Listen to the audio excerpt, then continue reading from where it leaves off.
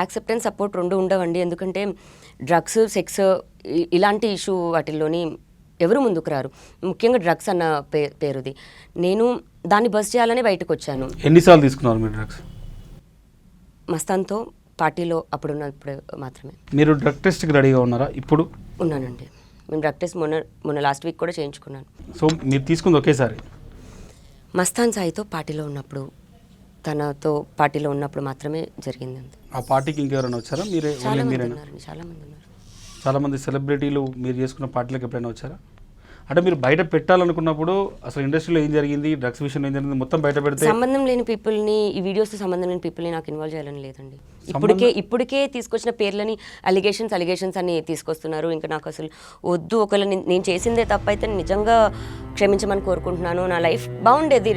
నేను రాజంతా ఎవరికి జరగకూడదు, ఇలా ఆడుకోకూడదు, ఫియర్తో ఆడుకోకూడదు అని ఒక్కదాంతో వచ్చి బయటకు వచ్చి చెప్పాను. ఇంకా అదే తప్పంటే ఇంకా భయం వేస్తుంది. ఫియర్లో ఉన్నాను నేను. చంపేస్తారేమో, ఏ సెకండ్ ఏం చేస్తారో అని. వాళ్ళు డబ్బున్న వాళ్ళు, పలుకుబడి ఉంది.